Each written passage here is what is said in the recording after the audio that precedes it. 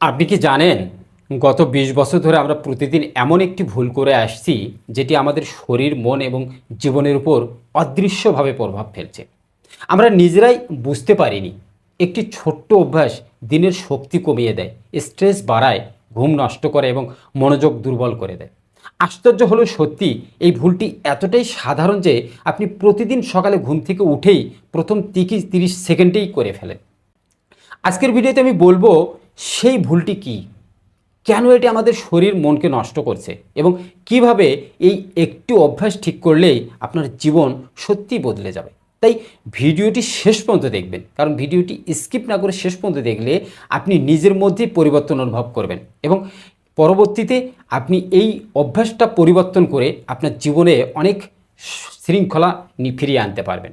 আর আপনি যদি আমার চ্যানেলে নতুন হয়ে থাকেন তাহলে অবশ্যই চ্যানেলটি সাবস্ক্রাইব করে বেল বাটন বাজিয়ে নোটিফিকেশন অল করে দেবেন। তাহলে চলুন শুরু করা যাক মূল ভিডিও।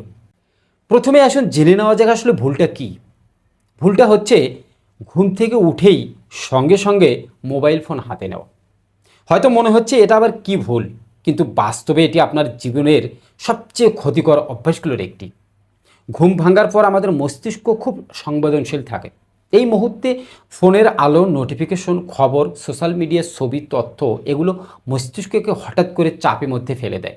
আপনার বুঝতেই আপনার বুঝতেই লাগে না এই কয়েক সেকেন্ডে কাজ দিনের পুরো এনার্জি, মুড এবং চিন্তাভাবনার উপর কত বড় প্রভাব ফেলে। এবারে আসুন জেনে নিই এতে সমস্যা কি হয়। ঘুম থেকে ওঠার পর আমাদের মস্তিষ্ক স্বাভাবিকভাবে কর্টিসল হরমোন নিঃসরণ করে, যা শক্তি তৈরি করে এবং দিন শুরু করতে সাহায্য করে। কিন্তু আপনি ফোন দেখার সঙ্গে সঙ্গে ডোপামিন দ্রুত বেড়ে যায়, মস্তিষ্ক অস্থির হয়ে যায় এবং কর্টিসলের স্বাভাবিক ব্যালেন্স নষ্ট হয়। এর ফলে দিন শুরু হয় স্ট্রেস দিয়ে, মনোযোগ কমে যায়, সিদ্ধান্ত নেওয়ার ক্ষমতা কমে যায় এবং সারাদিন অযথা ক্লান্ত লাগতে থাকে। অনেকেই বলেন কাজ করতে মন বসে না। আসলে এর কারণ হচ্ছে আপনার সকালটাই ভুলভাবে শুরু হয়েছে। এই ভুলগুলো ২০ বছর ধরে কিভাবে আপনাকে ক্ষতি করছে। প্রথমত, আপনার শক্তি কমে গেছে। সকালে মস্তিষ্কে ডোপামিন শকে পড়লে দুপুর নাগাদ শরীরে কেমন যেন ভারী লাগে, কিছু করতে ইচ্ছা করে না। দ্বিতীয়ত, হজম শক্তি দুর্বল হয়েছে। সকালে স্ট্রেস বাড়লে পেটের হরমোন এবং হজম প্রক্রিয়া বিঘ্নিত হয়। এ থেকেই গ্যাস, অম্বল, বুক জ্বালা এবং ক্ষুধামন্দা তৈরি হয়। তৃতীয়ত, ঘুম নষ্ট হয়ে গেছে। অনেকেই বলেন রাতে ঠিকমতো ঘুম হয় না বা মাঝখানে ঘুম ভেঙে যায়। এর একটি বড় কারণ হলো সকালে ফোন দেখার কারণে হরমোন সাইকেল নষ্ট হয়ে যাওয়া। চতুর্থত, মস্তিষ্ক সবসময় ভারী থাকে। ব্রেন ফগ, ভুলে যাওয়া, মনোযোগ কমে যাওয়া এসব তৈরি হয় দিনের শুরুতেই মস্তিষ্কের অতিরিক্ত তথ্য ঢোকার কারণ। আর সবচেয়ে বড় সমস্যা, আপনি সারাদিন উদ্বেগ থাকেন। সকালে সামাজিক মাধ্যমে ছবি, খবর বা কারো সফলতা দেখে নিজের জীবনের সঙ্গে তুলনা শুরু হয়। এতে আত্মবিশ্বাস কমে যায় এবং মানসিক চাপ বাড়ে। এবার আসুন কীভাবে এই ভুলটি আপনি ঠিক করবেন। আপনি এই ভুল থেকে কিভাবে বেরিয়ে আসবেন। এত বড় সমস্যার সমাধান খুবই সহজ। ঘুম থেকে ওঠার পর প্রথম 30 মিনিট ফোন স্পর্শ করবেন না।